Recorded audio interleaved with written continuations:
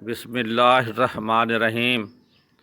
अज़ीज़ तलबा, आज हम शामिल निसाब सबक नज़रिया पाकिस्तान, जिसके मुसन्निफ़ डॉक्टर ग़ुलाम मुस्तफ़ा ख़ां हैं, उसका बकिया हिस्सा पढ़ेंगे। अज़ीज़ तलबा, सबक नज़रिया पाकिस्तान जारी है। ज़ेर नज़र इक़्तिबास में पहली जंग अज़ीम का ज़िक्र हुआ है कि उसी ज़माने में पहली जंग अज़ीम छिड़ गई, जिसमें अंग्रेज़ का मुकाबला जर्मनी से हुआ और तुर्की ने जर्मनी का साथ दिया। अब ये देखिए कि पहली जंग अज़ीम के ऊपर दायरा है और एक का निशान है, और उसके नीचे हाशिए में वजाहत है कि जंग अज़ीम अव्वल 1914 में शुरू हुई और 1919 में ख़त्म हुई। और हमें यह भी बताया गया कि अंग्रेज़ का मुकाबला जर्मनी से हुआ और तुर्की ने जर्मनी का साथ दिया। मुख्तसर सी बात जंग अज़ीम अव्वल के बारे में कर देता हूँ। अज़ीज़ तलबा, ये वो मुतहारिब गिरोह, राइट साइड के ममालिक जो इनका आपस में इत्तेहाद था, ये मिलकर लड़े। रूस, फ्रांस, बरतानिया, इटली, अमेरिका और ममालिक भी चांद होंगे इनके साथ। और इसी तरह बाएं तरफ कुछ ममालिक और उनके साथ कुछ और ममालिक भी होंगे। ऑस्ट्रिया, हंगरी, जर्मन सल्तनत उस्मानिया, बल्गारिया। ये सल्तनत उस्मानिया देखें, नीचे उस हाशिए में भी नीचे वजाहत की गई है, वो दूसरे नंबर पे उसका ज़िक्र आएगा। ये सल्तनत खिलाफत उस्मानिया, तो ये उस वक्त क्योंकि तुर्की जो है उसके ज़ेर निगरानी ये मामलात थे और मुक़द्दस मकामात मुसलमानों के। तो यहाँ आप वाज़े तौर पर बाएं तरफ देख सकते हैं कि जर्मन और उसका साथ तुर्की ने दिया, जर्मनी का साथ तुर्की ने दिया। अब दूसरे पहली जंग अज़ीम के कुछ हौलनाक मनाजिर भी देख लीजिए, ये कितनी तबाही हुई, मुख्तलिफ़ मनाजिर हैं। और इसके असरात जो हैं कि कितनी लाखों और दोनों तरफ से मिलाकर देखें तो करोड़ों में इसकी जो है हलाकतें हुई। तो इसके असरात बैनुल अक़वामी तौर पर सियासी, इक़्तिसादी और समाजी हलकों में आने वाली कई दहाइयों तक जारी रहे। और आजकल क्योंकि कोरोना की वबा, अल्लाह ताला हम सब को इससे महफूज रखे और अपनी हिफ्ज़-ओ-मान में रखे, उस दौर में इतनी बड़ी हलाकतों की वजह से स्पेनिश फ्लू जो है, जो ये वबा फैली थी। अपने सबक की तरफ जाते हैं तो तुर्की ने जर्मनी का साथ दिया। हिंदुस्तान के मुसलमान चूँकि तुर्की के सुल्तान को हिजाज़ की खिदमत करने की वजह से खलीफा इस्लाम समझते थे, इसलिए उन्होंने माली और तबई इमदाद वहाँ पहुँचाई। अब ज़ाहिर है कि हमारा कल्बी लगाव जो था वो तुर्की के साथ था। और क्यों था? क्योंकि जो तुर्की के सुल्तान जो थे वो हिजाज़ की खिदमत, हिजाज़ में अब जो जज़ीरतुल अरब के जो शहर हैं, जैसे मक्का मुअज़्ज़मा है, मदीनतुल मुनव्वरा, ताइफ वग़ैरह, ये उस हिस्से में आते हैं। और उस वजह से हमारे लिए ज़्यादा मुक़द्दम अब भी है। पहले उस वक्त बरसग़ीर पाक व हिंद के मुसलमानों का रुझान ज़ाहिर है तुर्की की तरफ ही होना था, तो उन्होंने तुर्की वालों के मुसलमानों की मदद की। और ये बात ज़ाहिर है हुकूमत बरतानिया को नागवार गुजरी कि इस वजह से हुकूमत बरतानिया को मुसलमानों से नाद पैदा हुआ, दुश्मनी पैदा हुई। और उन्होंने अब ये जो बगावत देखी ना उन्होंने कि यहाँ के मुसलमान तो तुर्की के मुसलमानों की हमायत कर रहे हैं, तो उन्होंने इस बगावत को रोकने के लिए वक्ती तौर पर मुसलमानों के साथ ये वादा किया कि इस जंग में अगर हमें फ़तह हुई तो हम बाद में फ़तह हासिल करने के बाद तुर्की को मज़ीद नुकसान नहीं पहुँचाएँगे। मगर ये वादा महज फ़रेब था, धोखा था।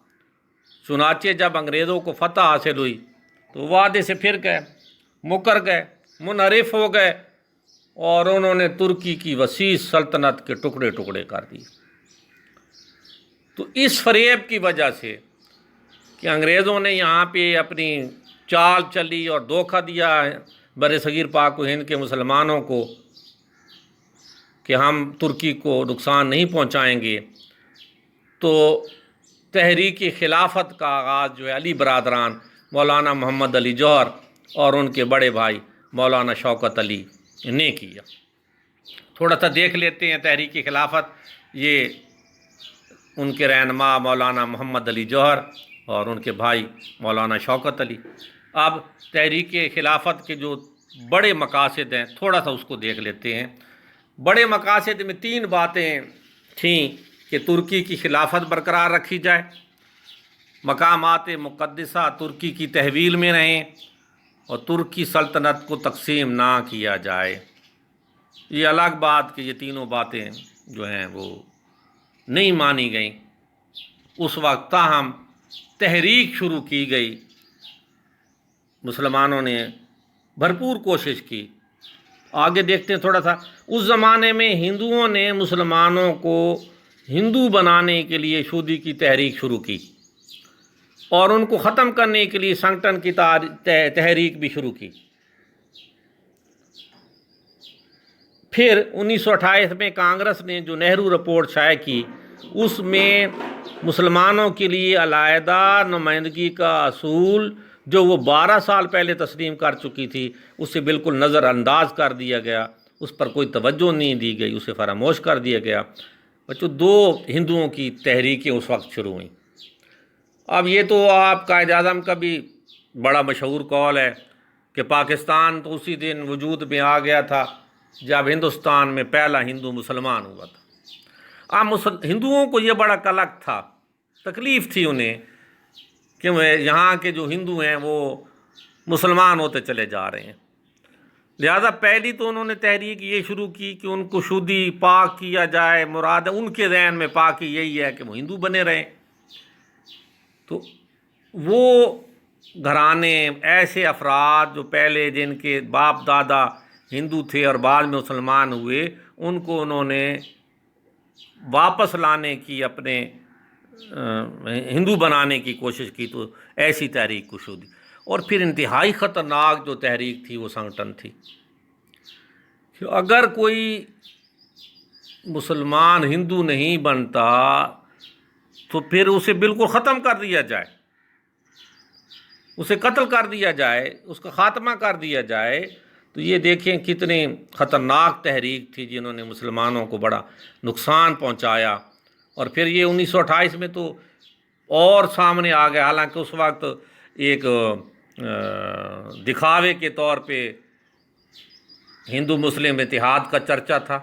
قائد اعظم بھی شروع میں ہندو مسلم اتحاد کے جو تھے حق میں تھے، لیکن بعد میں یہ ان کی جب عیاری اور مکاری سامنے آئی، کھل کر آئی۔ یہ دیکھیے 1928 میں نہرو رپورٹ ہے، اور مسلمانوں کو صرف انہوں نے ہندوؤں کی نمائندگی کی اور مسلمانوں کو بالکل ہی نظر انداز کر دیا گیا۔ 1928 میں نہرو رپورٹ میں جب مسلمانوں کے حقوق کو نظر انداز کر دیا گیا اور مسلمانوں کے وجود کو تسلیم کرنے سے انکار کر دیا گیا، تو یہ وہ موقع تھا کہ جس سے مسلمانوں پر ہر چیز عیاں ہو گئی اور ان کے اندر آزادی کا جوش و جذبہ اور زیادہ بڑھ گیا۔ انہیں اس بات کا شدید احساس ہوا کہ ان کا دین، ان کی معاشرت اور تہذیب دوسرے مذاہب، دوسرے لوگوں سے مختلف ہے، غیر مسلموں سے مختلف ہے، اس لیے کسی صورت میں اب ہندوؤں کے ساتھ ان کا کوئی تعاون نہیں ہو سکتا۔ چنانچہ 1930 میں مسلم لیگ کے الہ آباد والے جلسے میں علامہ اقبال نے مسلمانوں کے لیے ایک علیحدہ وطن پاکستان بنانے کی تجویز پیش کی۔ علامہ اقبال کا وہ صدارتی خطبہ الہ آباد ایک تاریخی اہمیت کا حامل ہے، وہ نشان منزل کا درجہ رکھتا ہے۔ اس صدارتی خطبہ میں آپ نے واضح کیا کہ مسلمان ایک قوم ہیں۔ انہوں نے متحدہ قومیت کی تردید کی، واضح کیا کہ ہندو مسلم دو الگ قومیں ہیں، اور اس نظریے کو سامنے رکھتے ہوئے انہوں نے ایک علیحدہ مسلم ریاست کی اشد ضرورت کو واضح کیا۔ اسی طرح ٹھیک 1930 سے 4 سال بعد قائد اعظم محمد علی جناح نے مسلم لیگ کی صدارت کا مستقل طور پر عہدہ قبول کیا۔ مسلم لیگ میں اگرچہ کہ 1913 میں قائد اعظم محمد علی جناح نے ممبرشپ فارم دستخط کر دیے تھے، جس کی تائید مولانا محمد علی جوہر نے کر دی تھی، اور انہیں درمیان میں پیشکش بھی ہوئی تھی کہ وہ آل انڈیا مسلم لیگ کے صدر بنے، لیکن اس وقت انہوں نے کہا کہ یہ نامناسب ہے، نئی میری ممبرشپ ہے، تو کچھ عرصہ بعد میں صدارت سنبھالوں گا۔ گویا قائد اعظم نے 1934 میں مسلم لیگ کی صدارت کا مستقل طور پر عہدہ قبول کیا، اور انہوں نے اس تجویز کو عملی جامہ پہنانے کی کوشش شروع کر دی۔ کون سی تجویز؟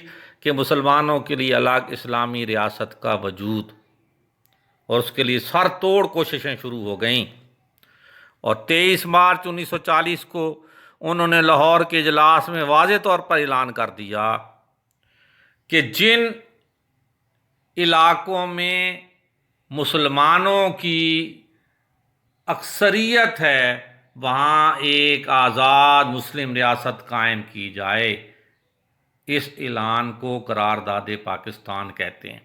شروع میں قرارداد لاہور بھی کہا جاتا تھا، جس کی روح سے مسلمانوں کی آزاد اور خود مختار حکومت قائم کرنے کا فیصلہ ہوا۔ اب آتے ہیں دو قومی نظریے کی طرف، یا قومیت کی دو بنیادوں کی طرف۔ یہاں یہ سمجھ لینا ضروری ہے کہ دنیا میں قومیت کی تشکیل کی دو بنیادیں ہیں۔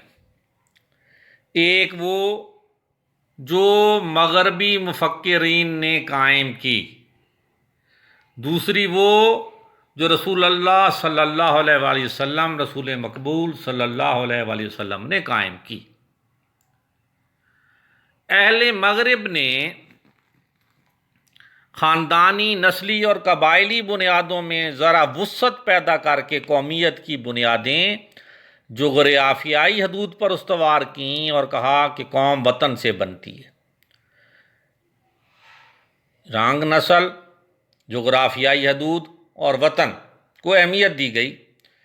اس نظریے کی وجہ سے دنیا کے انسانوں کے درمیان تباہی کا جو راستہ کھلا، وہ دو عالمی جنگوں کے ہونے سے بخوبی ظاہر ہے۔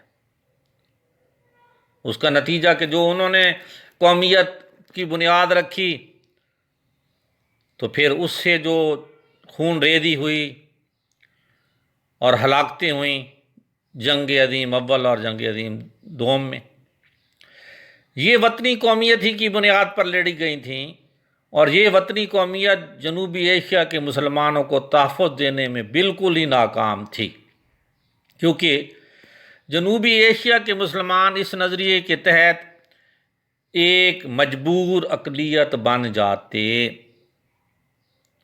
اب اقلیت کی دوسری بنیاد کی وضاحت کی گئی، جس کا ہم سے تعلق ہے، وہ ہے جو رسول مقبول صلی اللہ علیہ وسلم نے ملت اسلامیہ کی تشکیل کرتے وقت قائم فرمائی، اور جو مغرب کے تصور قومیت سے جدا ہے۔ اس میں آپ پیراگراف میں ایک دو الفاظ میں نہیں دیکھ لیجئے۔ وسعت اوپر آیا کہ وسعت پیدا کی، پھیلاؤ، استوار کرنا، قائم کرنا بخوبی اچھی طرح، اقلیت تعداد میں کم، حدود حد کی جمع، تحفظ، حفاظت۔ علامہ اقبال نے بھی فرمایا کہ اپنی ملت پر قیاس اقوام مغرب سے نہ کر۔ خاص ہے ترکیب میں قوم رسول ہاشمی، ان کی جمعیت کا ہے ملک و نسب پر انحصار، قوت مذہب سے مستحکم ہے جمعیت تیری۔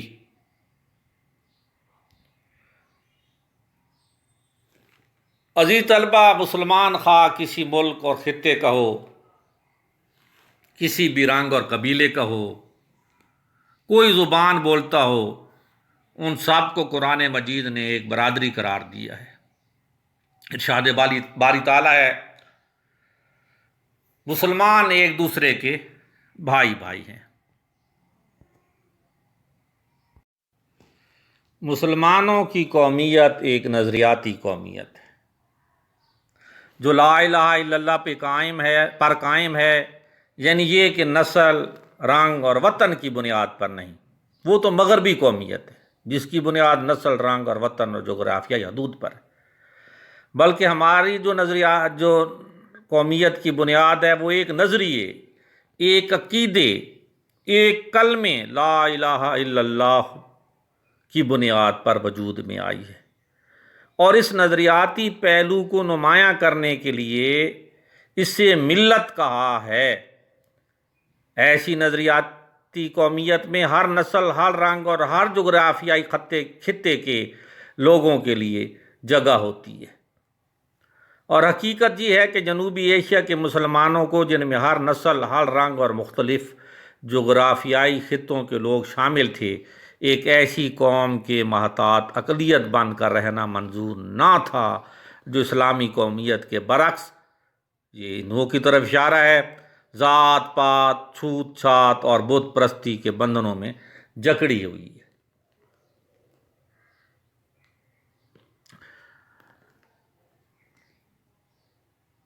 چنانچہ انہوں نے اپنی جداگانہ قومیت، کنہوں نے؟ مسلمانوں نے، اسلامی قومیت کی بنیاد پر اپنے لیے ایک جدا وطن کا مطالبہ کیا جس پہ وہ اپنے عقیدے اور اپنے نظریہ زندگی، اپنے طرز معاشرت کے مطابق زندگی بسر کر سکیں، اور ایک مسلمان کی حیثیت سے دور جدید کے چیلنج کا مقابلہ کر کے اپنے مستقبل کو سنوار سکیں، بہتر بنا سکیں۔ تو اس کی تھوڑی سی وضاحت جو ہے وہ نبی پاک صلی اللہ علیہ وسلم کے ارشاد سے کر دیتا ہوں کہ ایک مسلمان دوسرے مسلمان کے لیے عمارت کی طرح ہے جس کی ایک اینٹ دوسری اینٹ کو مضبوط کرتی ہے۔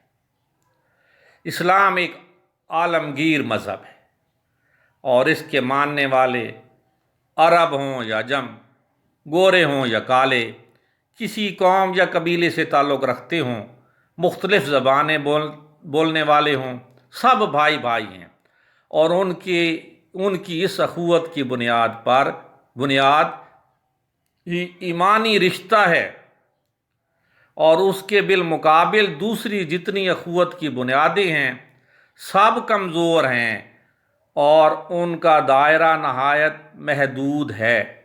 یہی وجہ ہے کہ اسلام کی ابتدائی اور سنہری دور میں جب بھی ان بنیادوں کا آپس میں تقابل اور تصادم ہوا تو اخوت اسلامیہ کی بنیاد ہمیشہ غالب آئی۔ تو ہماری جو بنیاد ہے وہ کلمہ طیبہ ہے۔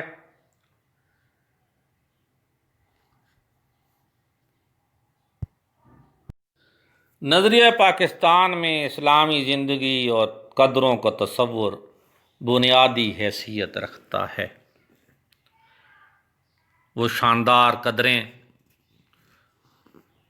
اخوت، مساوات، عدل، دیانت، خدا ترسی، انسانی ہمدردی اور عظمت کردار کے بغیر نظریہ پاکستان کو فروغ نہیں ہو سکتا۔